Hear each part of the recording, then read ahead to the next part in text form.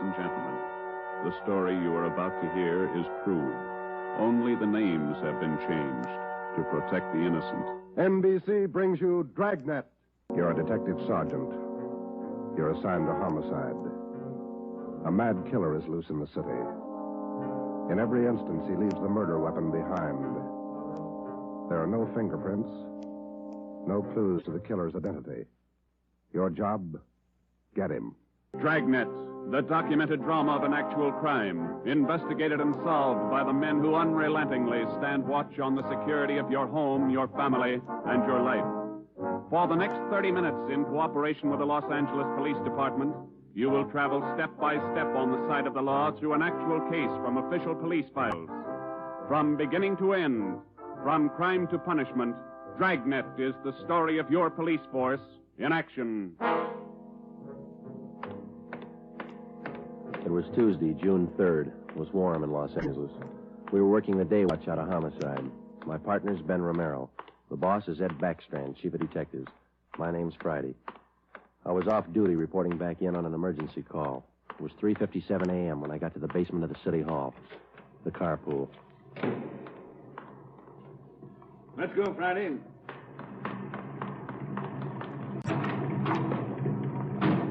Sorry to call you back in. Couldn't be helped. All right, Ben. Okay, Skipper.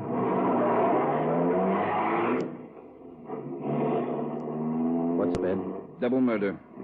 When? I don't know. Found out about it 40 minutes ago. You got any ideas? Roughly same M.O. Was that 6413 Norwich, Skipper? No, 6430. What do you mean, the same M.O.? The same guy. Brick that killer. How many does this make? Counting tonight, 4. We got anything at all? Smudged fingerprint we can't even classify. Sounds like a smart operator. We gotta get him. If we have to shake down the city from one end to the other. Big job, Skipper. Big killer.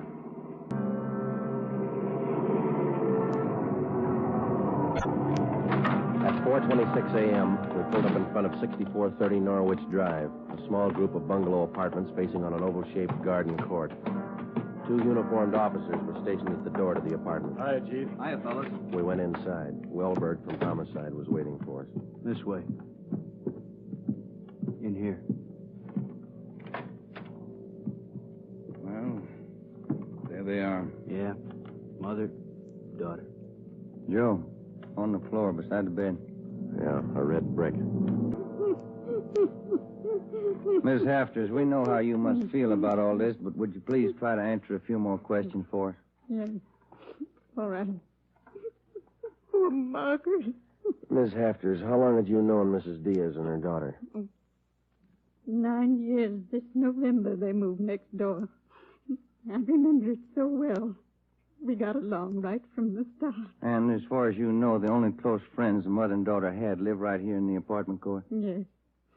Margaret was a pretty girl, but she was no chaser, no boyfriend. Very close to her mother.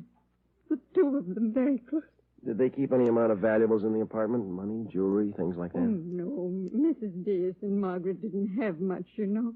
Very modest income. They both worked. And you can think of no good reason. Oh, no. Oh, poor Margaret. Poor Mrs. Diaz. Lying in there. Shock. A terrible shock. Wellberg. Yes, Sergeant. Would you show Ms. Hafters back to her apartment? Sure, Sergeant. Thank you, Miss Hafters. We appreciate it. Yes, thank you. Poor Margaret. Poor Mrs. Diaz. Well, Joe? Let's check with Ed. He's back in the bedroom. You get anything from the neighbors? The usual, Ed. No jealous boyfriends, ex-husbands, nothing like that. Boys find any evidence yet, Skipper? No, still working on it. You got any theories? Well, we know the killings were all done by the same guy. Mm-hmm. Cuts the same pattern out of the window screen. Cuts the same pattern with a glass cutter out of the window. Reaches in and flips the lock. All right, where's that leave us? And before he gets inside, he makes sure there are only women in the house. That means he probably watches the house for a few days. Yeah. Once he gets inside, he wants only one thing, to kill. He's never taken any valuables. As far as we can tell, he's never searched for any. What kind of a man works like that? I think the guy's still crazy. Hey, fellas. Yes, Donner? Here's a break. 2 fair prints. 1 thumb, 1 forefinger. What'd you get, Pete? Only got 9 points. Not enough to go into court, but enough to make him. We'll know him when we get him. Yeah. Found the prints on the lens of the old lady's eyeglasses. Probably knocked them off the night table when he went after her. And when he was done, he put them back on the table. Yeah. Had blood on his hands, see? Yeah. That's funny, isn't it? Why would he go to the trouble of picking up the woman's glasses after he killed her? We'll ask him when we find him. Hi, Ben. Joe. Might have something for you. We can use it, Lee. Hold it just a minute. Yeah. Crime Lab, Jones. Yeah. Yeah, all right. I'll tell him. Right, Ed. Backstrand. If you're through checking the victim's clothes by 8 o'clock, you can knock off for sleep until noon. What if we're not through? Take it up with the chaplain. Here's what I wanted to show you. Over here. A couple of casts. Bare footprint. That's right. Those from the Diaz place? Found them outside the dining room window in the flower bed. Take a look. Mm-hmm. Good cast. Size 9. 10. Missing toe there, huh? Left foot, first toe. That's lucky. Well, then the guy took his shoes off before he went in that house. That's the way it looks. You leave any other prints, Lee? 3 with the shoes on. Here they are. Here. Yeah. How would you say the guy is built, Lee? Oh, from the impression, pretty heavy man. There's no full length of stride, or I might give you an idea of his height. How about the bricks, Lee? Here they are, all 3 of them. Used this one in the first murder, this one in the second, this one last night. Leaves them around like calling cards, and there's no way to check them. You'll never get a fingerprint off a common red brick like this, Ben. Surface is too rough. Well, we got an idea of his weight. We know that the first toe's missing from his left foot. That's something. The one we had yesterday. We can check that missing toe in the amputation file, Joe. Yeah. Well, we better get back. Pete ought to have those prints ready, too. Thanks a lot, Lee. Okay, fellas. Say, they post the bodies yet? Yeah, they're doing it now. Same as the first 2. The brain? Concussion, hemorrhage. They didn't have a chance. Hold it a minute. Crime Lab Jones. Sure, just a minute. Either one of you fellas. I'll get it, Joe. Okay. Yeah, Romero. Yeah. Good, we'll be right over. They got a make on those 2 fingerprints. Okay, Joe. Single print file. Made him on the index finger. Let me see, Pete. Take a look, Ben. Yeah. Doesn't look like a killer, does he, Joe? Kind of nice looking. That's right, Pete. They said the same thing about John Dillinger. The name at the top of the make sheet read, Carlos Richard Monterey, male, Caucasian, age 19, height 5 feet 11 inches, weight 165 pounds, dark brown hair, dark brown eyes. Last known address, 1663 Naples Street, Los Angeles. Previous arrests, 1, auto theft, February 8th, 1936. That was all. Ben and I had been expecting more.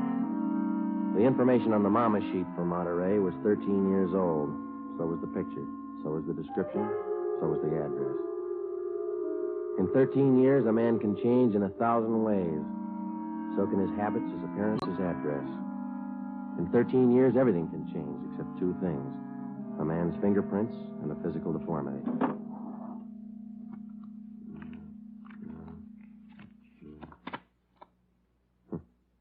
Missing toe on left foot. Carlos Richard Monterey. Here it is, Joe. 1663 Naples. Yeah, come on.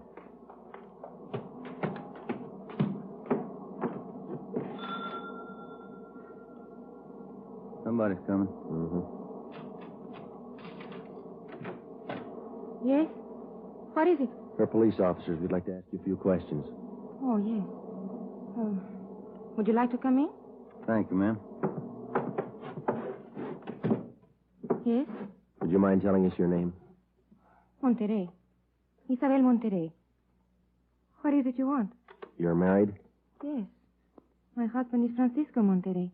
Would you explain why you are here? We thought you might be able to help us. We're looking for a man named Carlos Monterey. I don't understand you. We're looking for a man. We'd like to talk to him. Do you know where he is? Yes. Carlos is dead 7 years ago. He's dead, my husband told me. And does your husband know Carlos, or did he know him? He was his brother. What about your husband's parents, Miss Monterey? Where are they? They're both dead. Some time now. Have you ever met Carlos? No, never. I have only heard of him. What have you heard of him, Miss Monterey? Do not ask me. This is important, very important. Francisco would not like it if I told you. It's important, Miss Monterey, believe us. Carlos, he's sick. His mind. For 8 years, Francisco has not seen him, not heard from him. He thinks he's dead. But he only thinks so, Miss Monterey. No one's told him his brother's dead. He just thinks so. What else is there to think? Where's your husband now? At his work, the store, Nara Street near Main, grocery, Monterey Cartwright grocery.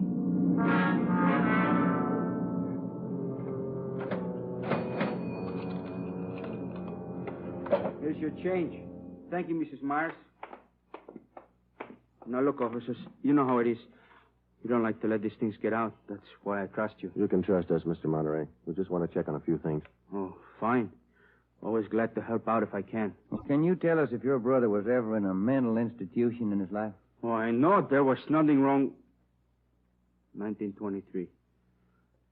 Got a little bad, so Mom and Dad had to put him away for a while, just till he calmed down. I remember the day. Sometimes, dumb, stupid kid, what do you know? Standing there by himself in the train, crying. The public nurse, stupid way he cried. What do you do? I cried, too. I was only 10, Sergeant. I saw him go. He was alone. Later on, Mr. Monterey, your brother was released from the state institution. Yeah, he was 16. And then he started running around, playing tough, carried a gun, lived by himself.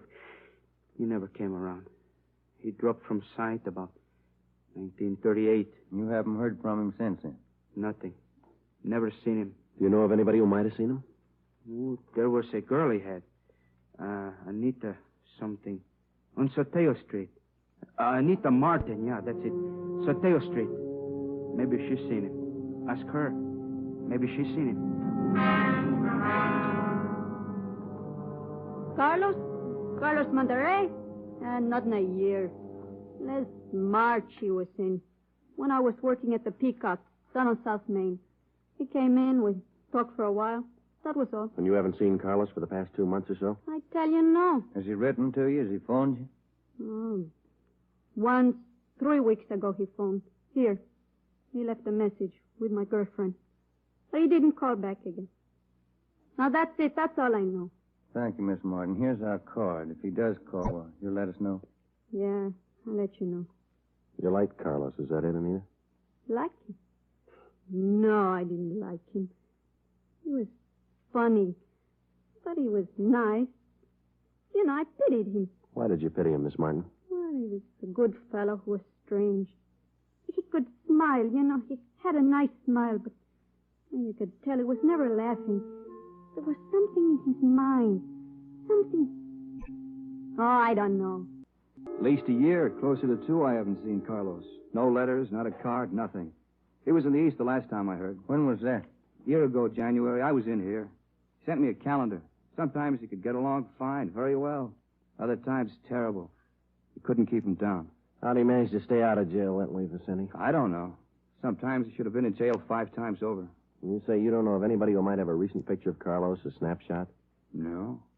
No one I can think of. Okay, Vincenti, here's our card. If you do think of somebody, let us know, will you? It'll help. Sure, glad to. If I hear of anybody. What kind of a day is it outside? Hot? Hot.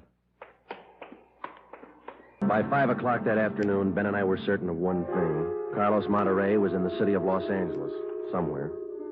We drove back to the office and told Ed Backstrand about our interviews with Monterey's relatives and his friends. Inquiries and requests for further identification and information on him were immediately relayed to the state mental institutions. The 13-year-old picture of Monterey taken from the files was copied and distributed with a note of caution as to the age of the photograph. An APB was sent out. Stakeouts were placed at the home of Monterey's brother, at the brother's store, and at the apartment of Anita Martin. A special detail of 300 men was ordered to join the Dragnet already in operation.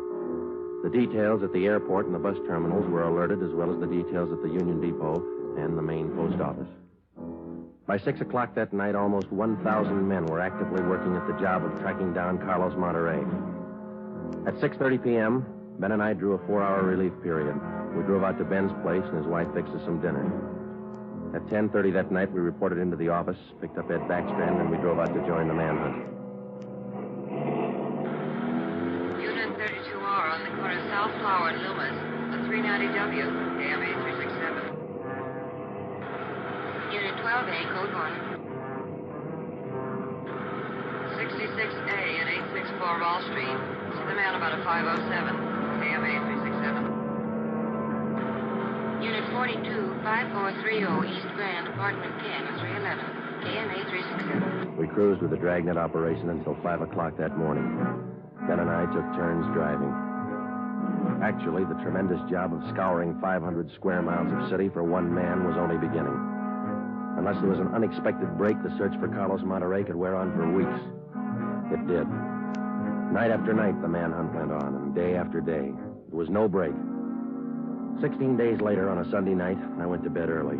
I read a while, and then I turned off the lamp and went to sleep.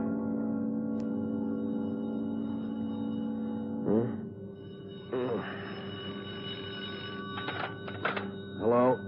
Friday talking. Sorry, Joe. Get in here as fast as you can. What's the matter? That girl Monterey knew, the one you talked to, Yeah? she left her apartment, went to her girlfriend's. Yeah? She's dead. There it is. Ordinary red brick. Surrounded by the body. How long's she been dead, Skipper? Well, she was seen alive about an hour and a half ago. Got 3 bare footprints, good length of stride.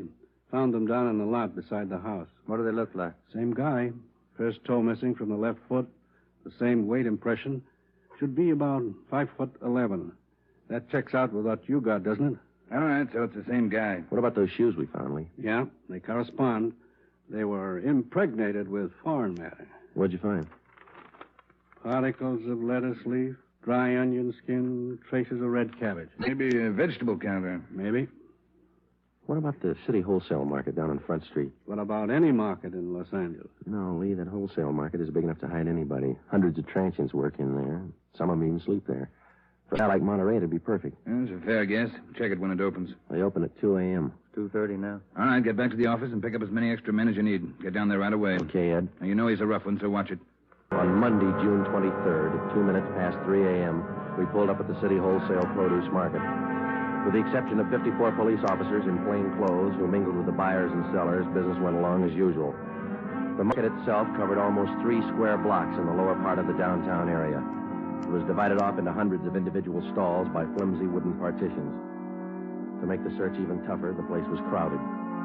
For the first 45 minutes, we had the men circulate at random through the crowd on the chance that one of them might spot Carlos Monterey from the 13-year-old picture. It didn't happen. After that, we started a systematic canvass. We talked to the customers, we talked to the managers of the different booths, we gave them Monterey's description, we showed them his picture. Nobody recognized him. We checked the employment records one by one. Not a sign. Sorry, Sergeant. I'd like to help. I've never seen the guy. Okay, Mr. Snyder, thank you. We sure picked the sweet jobs, don't we? Oh, yeah, we could spend a year at this. Oh, Sergeant Friday. Yeah, Kamansky. You find something? Guy at the booth over there against the far wall. Thinks he might have hired Monterey a couple of days ago. Come on, Ben. Where? Over there, Sergeant. You showing Monterey's picture? Yeah, he thinks it might be him. Mr. Fresnetti, this is Sergeant Romero, Sergeant Friday. Yes, I told your boy, Sergeant. This fellow Carlos, I hired him to help last Thursday. Big rush for me now, so I hired him. You sure he's the man? In the picture? I think so. A little older, maybe. Oh, but I know faces. He's the man. You looking for him? You say you hired this man last Thursday? That's right. It's a big rush for me now in the morning. I hired him Thursday. He worked Thursday, Friday, Saturday. But he don't show up this morning, so I got no use. Too many men to pick from. He don't show up, I let him go. What kind of work did he do for you? Same as he did for Schiller down there. Heavy work. Moving the stores, cleaning up. What kind of produce does Schiller handle, Mr. Francenetti? Fancy, very fancy vegetables. Choice. New potatoes, expensive red onions. Schiller sells to the big hotels. Does Schiller handle brown onions, Mr. Francenetti? Oh, only the best. Big dealer at the Schiller. Sells it to the big hotels. How long has this Carlos been working around the market? Oh, I don't know. Is it just like the rest? First he worked for me, then Largo Massini, then a Schiller. Hey, why are you looking so hard for him? He stole something? He murdered somebody. Him? Mommy, murder? Do you have any idea where Carlos lives? Me? No. And if he comes back here, I tell him to get out. I got nothing to do with this trouble. No, you'll tell him nothing, Mr. Fresnetti. Here's our card. If you see Monterey again, call us. Say nothing to him. Oh, sure. I remember. Joe, call the chief at the office, will you? Message just came in. Thanks, Al. Come on, Ben. Yeah, there's a phone booth. See? No, I don't. Where? Straight ahead, a little to the left. Oh, yeah. You got a nickel? Let's see. Oh, yeah. Yeah, there you are. Thanks. I'll see what Ed wants.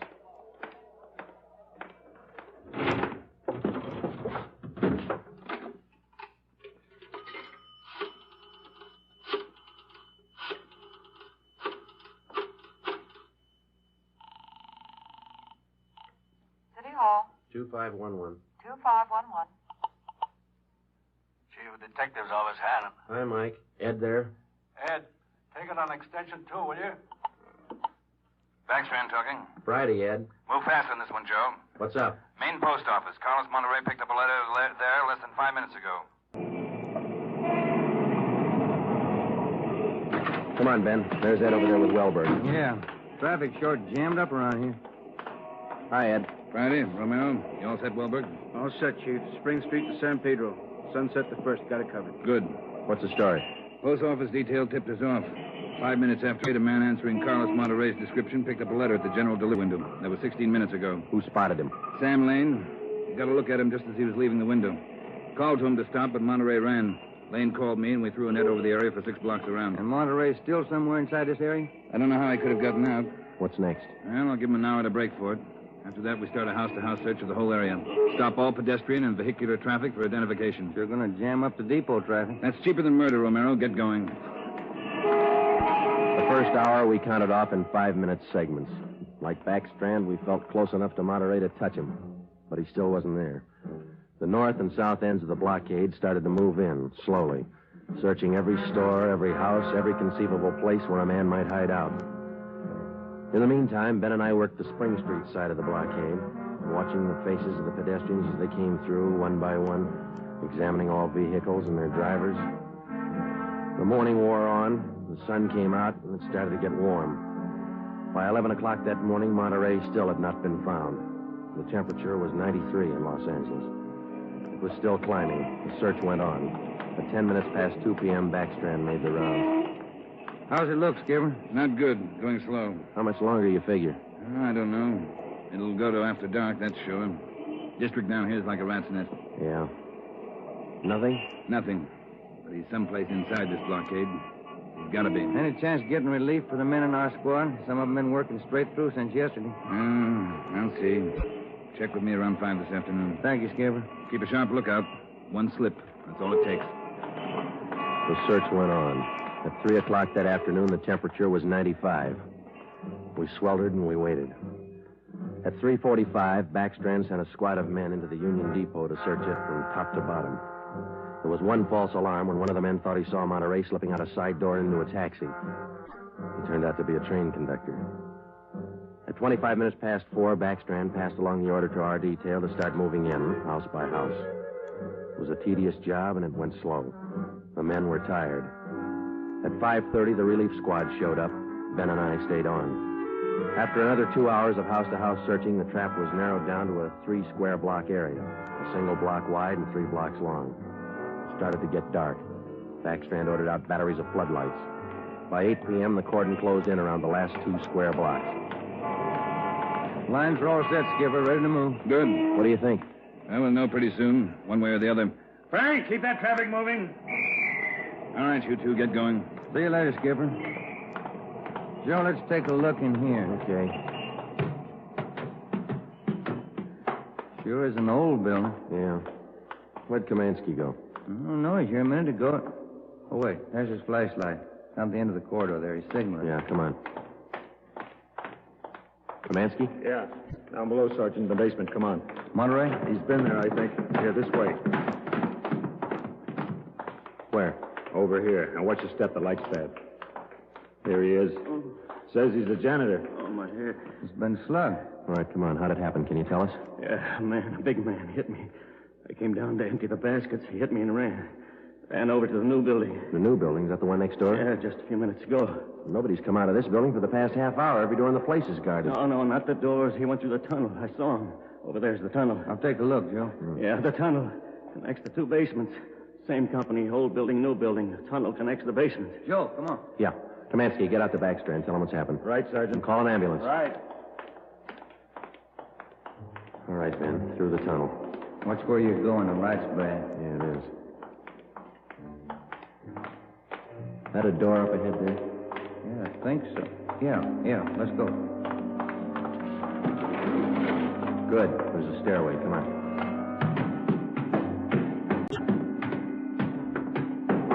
Watch the doors. Joe, the elevator. They're both on the 3rd floor. Let's head for the stairs. Ben, come on.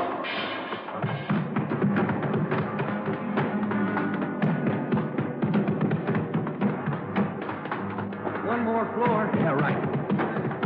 Come on, hurry. Yeah. Look, top of the stairs. There he goes. All right, hold it, you.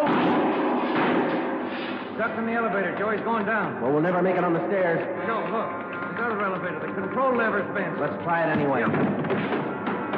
All right, kick the control lever. Kick it, Ben. Very good. All right, Ben, knock the lever back. Come on, quick. Yep. What's the matter? Joe, it's jammed. We're going fast. All right, let's kick it. Here. There, that does it. Can you reach the door control? Wait just a minute. I'll see. Yeah. Okay. Well, he's still in the building. Both elevators are here now. Yeah. Down the hall, Ben. The office on the left, I think. Yeah. Here we are. All right, keep clear of the door. All right, Monterey, put on that gun and come on out. I'll kill you! I'll kill all of you! All of you! Okay, Joe, let's take it. Watch it, Ben. He's throwing everything he can get his hands on. Come on! Come on! I'll kill you! Get away! Come on, you! All right, Monterey. Come on, you. Hurry up! Hurry, will you? Okay, Ben, take him. Yep.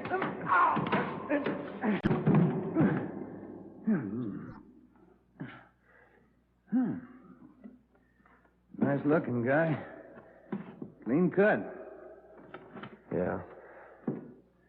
Doesn't figure, does it? What's that? My wife would say he doesn't look like a killer, does he? What's a killer supposed to look like? The story you have just heard is true. Only the names were changed to protect the innocent. Carlos Monterey was examined by 5 different psychiatrists appointed by the Superior Court and was found to be sane.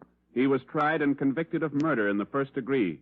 He was executed in the lethal gas chamber at the state penitentiary. You have just heard the 17th in a new series of authentic cases from official files. Technical advice for Dragnet comes from the office of W.A. Wharton, Acting Chief of Police, Los Angeles Police Department. Tonight's program is dedicated to motorcycle patrolman John Kramer of the El Paso, Texas Sheriff's Department, who on the afternoon of April 26, 1940, gave his life so that yours might be more secure. Dragnet came to you from Los Angeles.